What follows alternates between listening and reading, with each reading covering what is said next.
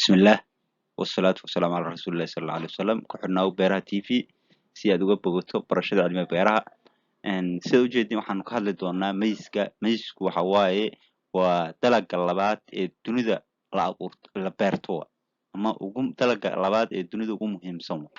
ama kan saddexaad hadduu kan labaad ahayn wuxuu noqonayaa kan saddexaad marka waxaan ka hadli doonaa macnaha mayska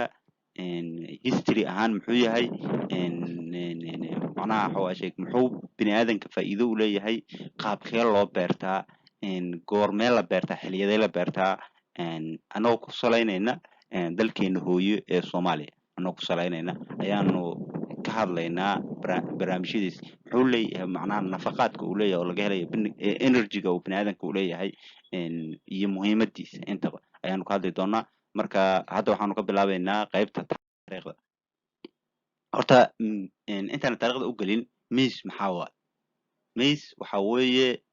waxa lagu sheegaa inuu yahay garaas oo sanadla ah ama caws sanadla ah familkiisu waa gramineya waxa waaye wuxuu ay isleeyihiin wuxuu macnaha ku qoys yahay wheatka kamida barleyda kamida rice-ka kamida sargamka kamida waxaa kamida sugar cane-ka marka wuxuu leeyahay too much space ama space uu leeyahay waxaa la yiraahdaa familigiisa Boaceae marka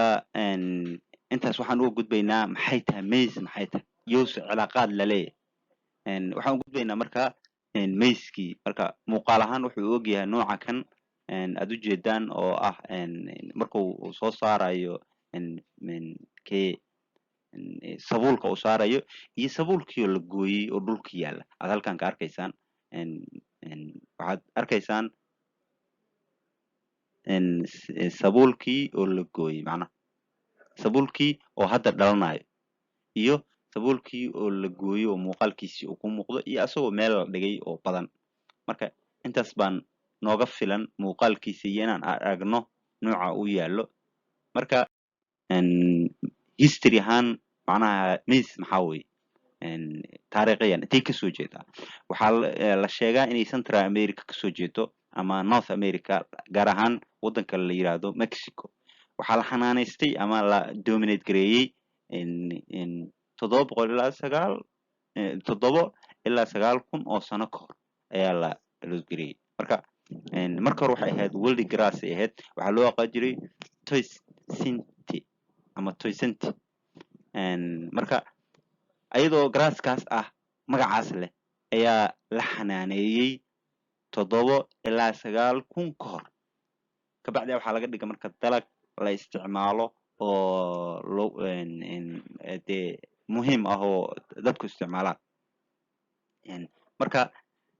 intaas waxaan uga gudbaynaa maize history-ga iyo meeshii origin-ka kasoo jeedo noocyadeeda oo muuqaal ahaan noocyadan ay leedahay oo waxyaabahan dhan bay leedahay oo madowgan kalarkaas pinkiga kalarkaas cadaanka kalarkaas hebel adiga kalaradaas oo dhan bay leedahay oo meeshan kaaga muuqda marka sidaa daraaddeed marka waxay dadka qaar noocan midda uma maleeyaan inay galleyda tahay because inta badan Soomaalidu waxay isticmaashaa middaas oo u eg kalarkaas leh ay isticmaalaan iyo noocaas kale marka waxaan meeshan idinku sawirkan u soo bandhignay inaad ogaataan inay tahay galleydu noocyo badan oo adduunka laga beerto oo waddan walba mid caan ku yahay oo hybridization kala duwan lagu sameeyay oo noocyo badan oo wax badan lagu dhafay mideeda kale waxyaabaha u keena inay galleydan isbedesho waxaa kamid ah waa kii pollination-koodu waa cross pollination because geed ku yaala isla beerta aad ku wada abuurto haddii galley kala nooc aad ku abuurtid waxaa pollen greens waxay faxal sii karaan kii kale pistalka kale ee galleyda deedna waxaa kasoo baxaya saasoo hybrid-kiiba ku dhacaaba marka sidaa daraaddeed waxaa fiican markaad inaad galley abuurtid rabtid inaad ka ilaalisid in galley kale meel ay kasoo gaarayso ay ku abuuranta si aysan pollen green kusoo gaarin oo galleydaad isu bedelin because asalka geedka waxay ku xiran tahay waxaa loo baahan yahay inaad ilaaliso macnaha waddan walba wuxuu leeyahay variety nooca ama species nooca specieskaagaas inaad ilaashatid waxay ku xiran tahay sida aad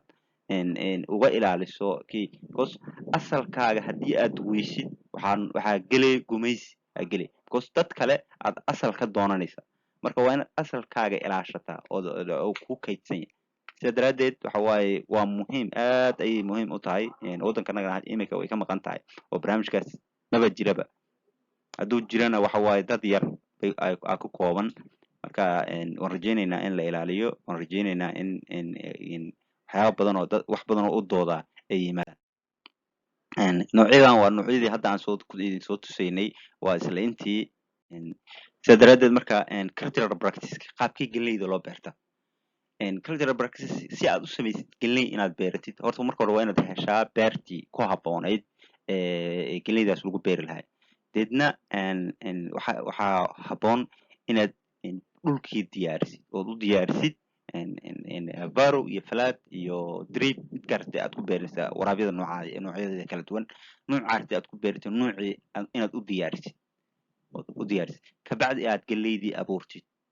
kabacdi aad u diyaarisid aad macnaha ka ilaalisid cayayaanadii soo weeraraya noocyadooda kala duwan waxyaabaha ugu badan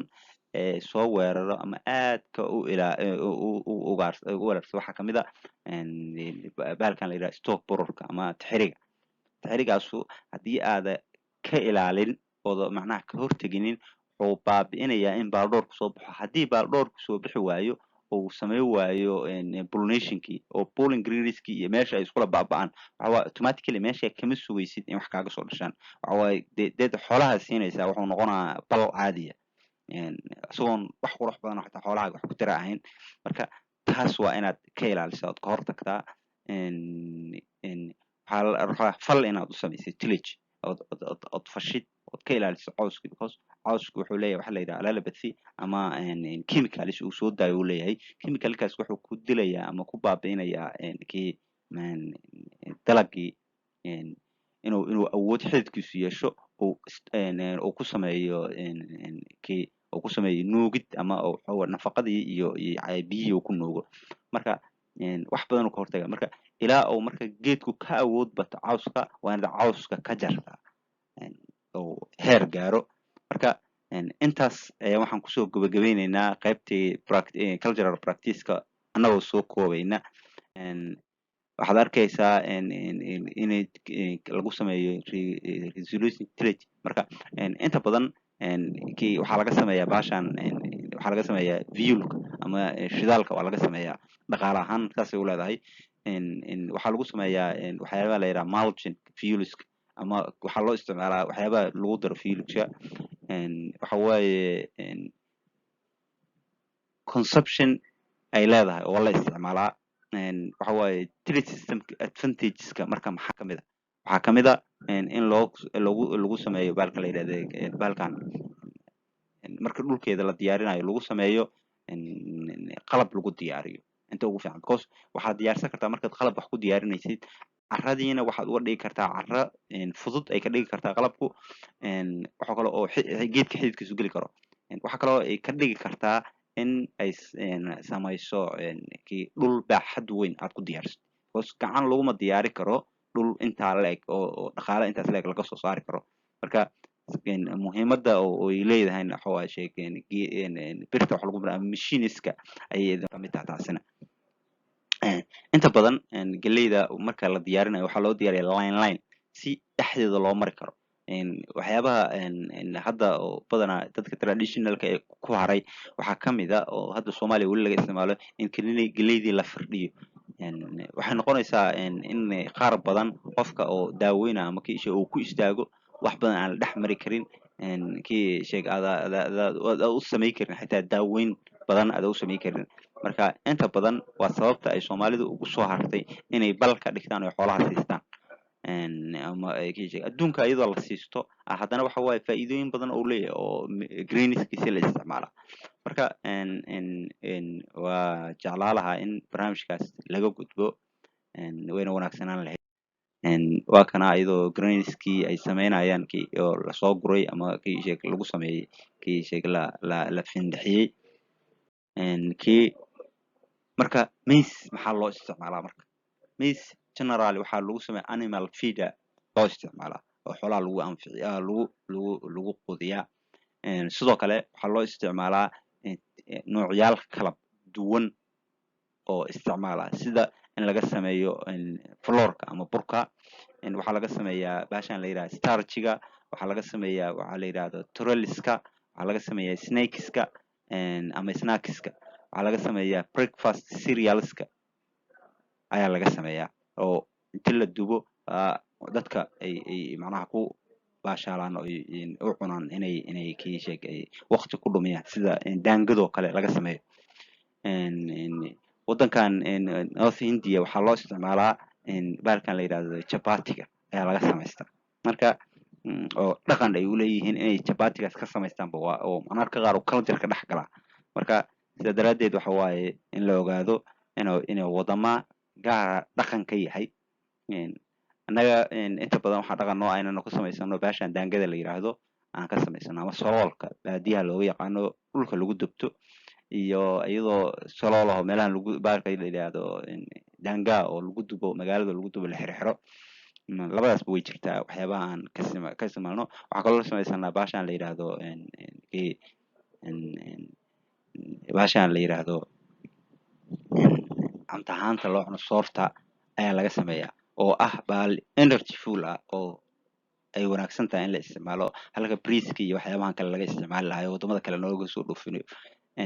oo dhaqaalo badan nooga baxo inaan keensano wadanka marka waxa weeye qaybahan waa qayb iyadoo isticmaalkeedii marka qaabkan waa iyadoo si farshaxana loo sameeyey oo la habeeyey oo la qurxiyey marka wax muhiimada ku bixno marka intaas ayaan kusoo gabagabeynaynaa barnaamijkii aan halkan ku duubaynay ku xirnaa Beeraha TV si aad uga bogato barashada cilmiga beeraha. Assalaamu calaykum waraxmatullaahi wabarakaatu.